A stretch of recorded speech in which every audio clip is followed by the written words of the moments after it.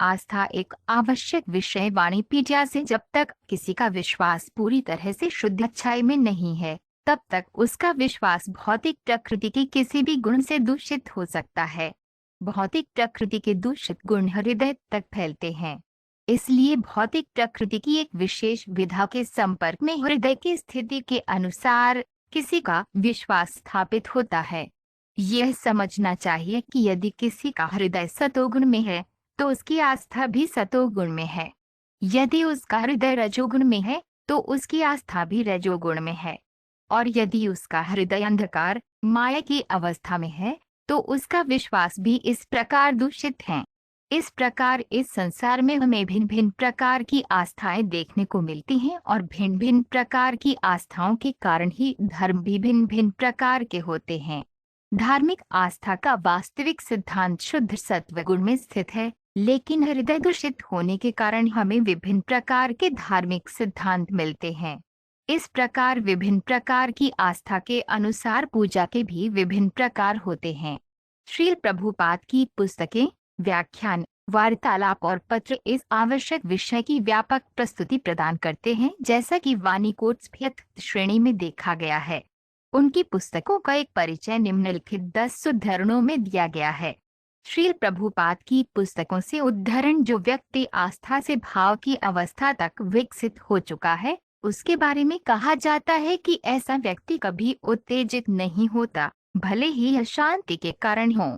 नहीं ऐसा व्यक्ति एक क्षण के लिए भी अपना समय बर्बाद करता है। वह हमेशा कृष्ण के लिए कुछ करने के लिए उत्सुक रहते हैं। भले ही उसकी कोई व्यस्तता न हो, फिर भी वह कृष्ण की संतुष्टि के लिए कुछ काम ढूंढ लेगा।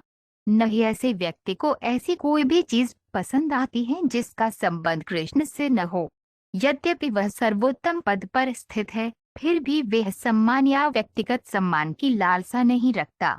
भगवान चैतन्य की शिक्षा, अध्याय 13। जब कोई मुक्त होता है तो वह सैद्धांतिक रूप से समझता है कि जीवित इकाई भौतिक तत्वों से बनी नहीं है, बल्कि आत्मा है जो पदार्थ से अलग है।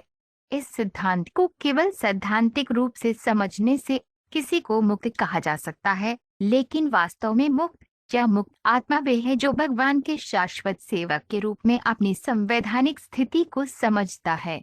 ऐसी मुक्त आत्माएं भगवान की सेवा में विश्वास और भक्ति के साथ संलग्न होती हैं और उन्हें कृष्ण भक्त या कृष्ण भावना भावित व्यक्ति कहा जाता है।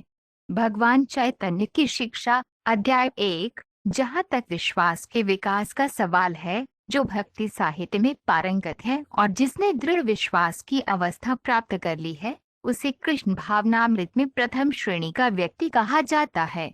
और दूसरे वर्ग में वे लोग हैं जो भक्ति शास्त्रों को समझने में बहुत उन्नत नहीं हैं, लेकिन जिन्हें स्वचालित रूप से दृढ़ विश्वास है कि कृष्ण भक्ति या कृष्ण की सेवा सबसे अच्छा मार्ग है और इसलिए अच्छे विश्वास से इसे अपनाया है।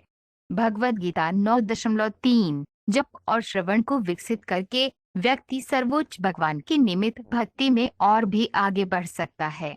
जैसे जैसे कोई आगे बढ़ता है, भक्ति सेवा के बारे में उसकी शंकाएं और भौतिक संसार के प्रति उसका आकर्षण आनुपातिक रूप से कम हो जाता है। श्रवण और जप में आगे बढ़ने से एक भक्त अपने विश्वास में अधिक दृढ़ता से स्थिर हो जाता है और धीरे धीरे उसका प्रारंभिक विश्वास भक्ति सेवा के स्वाद में विकसित होता है और वह स्वाद धीरे धीरे लगाव में विकसित होता है।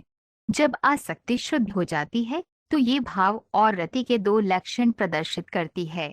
भगवान चैतन्य की शिक्षा, अध्याय 13। हर किसी का एक विशेष प्रकार का विश्वास होता है, चाहे वह कोई भी हो, परंतु उसका विश्वास उसके अर्जित स्वभाव के अनुसार अच्छा, भावुक या अज्ञानी माना जाता है। इस प्रकार अपनी विशेष प्रकार की आस्था के अनुसार व्यक्ति कुछ खास व्यक्तियों से जुड़ता है। अब वास्तविक तथ्य यह है कि प्रत्येक जीवित प्राणी, जैसा कि 15वें अध्याय में कहा गया है, मूल रूप से सर्वोच्च भगवान का एक अंश है। इसलिए व्यक्ति मूलतः भौतिक प्रकृति के सभी गुणों से परे है। भगवद गीता 17.3। जिसकी आस्था नरम और कोमल है, उसे नवजात कहा जाता है, लेकिन धीरे धीरे इस प्रक्रिया का पालन करते हुए वह प्रथम श्रेणी के भक्त के स्तर तक पहुंच जाएगा। हर कोई अपने भक्ति जीवन की शुरुआत नवजात अवस्था से करता है, लेकिन अगर कोई ठीक से जप समाप्त कर लेता है हरि नाम के चक्रों की निर्धारित संख्या, वह कदम दर कदम उच्चतम स्तर पर पहुंच जाता है। उत्तम अधिकारी। चैतन्य चरितामृत मध्य लीला 22.69। निर्विशेष ब्रह्म भी कृष्ण द्वारा समर्थित है। ब्रह्मणु ही प्रतिष्ठा हम, इसलिए सभी प्रकार से कृष्ण सर्वोच्च वास्तविकता है। जिसका मन, बुद्धि, विश्वास और शरण हमेशा कृष्ण में होती है, या दूसरे शब्दों में जो पूरी तरह से कृष्ण चेतना में है, निस्संदेह सभी गलतफहमी से मुक्त हो जाता है और पारगमन से संबंधित हर चीज में पूर्ण ज्ञान रखता है। एक कृष्ण भावना भावित व्यक्ति अच्छी तरह से समझ सकता है कि कृष्ण में द्वैत, एक साथ पहचान और व्यक्तित्व है, और ऐसे पारलौकिक ज्ञान से सुसज्जित होकर व्यक्ति मुक्ति के मार्ग पर लगातार प्रगति कर सकता है। भगवद गीता 5.17। भूमि पर मौजूद लाखों खरबों जीवित प्राणियों में से मनुष्य का हिस्सा केवल एक छोटा सा हिस्सा है। मनुष्यों की उस छोटी संख्या में से अधिकांश आध्यात्मिक जीवन से पूरी तरह से अनभिज्ञ हैं, अपनी आदतों में अशुद्ध हैं और भगवान के सर्वोच्च व्यक्तित्व के अस्तित्व में कोई विश्वास नहीं रखते हैं। संक्षेप में, अधिकांश मनुष्य जानवरों की तरह रहते हैं। भगवान चैतन्य की शिक्षा, अध्याय 1। जो लोग लगभग जानवरों की तरह हैं, उन्हें मानक प्रकट धर्म ग्रंथों में कोई आस्था या ज्ञान नहीं है, और कुछ, भले ही उन्हें प्रकट धर्म ग्रंथों का ज्ञान है या वे उनके उद्धरण उद्धृत कर सकते हैं, वास्तव में इन शब्दों पर कोई विश्वास नहीं है। और भले ही दूसरों को भगवत गीता जैसे ग्रंथों में विश्वास हो, लेकिन वे भगवान श्री कृष्ण में विश्वास नहीं करते हैं या उनकी पूजा नहीं करते हैं। ऐसे व्यक्तियों की कृष्ण भावनामृत में कोई स्थिति नहीं हो सकती। भगवद गीता 4.40। भगवान सर्वशक्तिमान होने के नाते अपनी अकल्पनीय शक्तियों द्वारा अपना सहयोग प्रदान कर सकते हैं। इस प्रकार जो लोग उनकी व्यक्तिगत विशेषता पर अपना विश्वास रखने में असमर्थ हैं, उन्हें उनके विराट रूप या भगवान की ब्रह्मांडीय अवैयक्तिक विशेषता के साथ जुड़ने का मौका दिया जाता है। भगवान की लौकिक अवैयक्तिक विशेषता उनकी असीमित शक्तियों की एक विशेषता है। चूंकि सामर्थ्य और शक्तियां समान हैं, यहाँ तक कि उनकी अवैयक्तिक ब्रह्मांडीय विशेषता की अवधारणा भी बद्धात्मा को अप्रत्यक्ष रूप से भगवान के साथ जुड़ने में मदद करती है और इस प्रकार धीरे धीरे व्यक्तिगत संपर्क के स्तर तक बढ़ती है। श्रीमद्भागवत 2.1-22।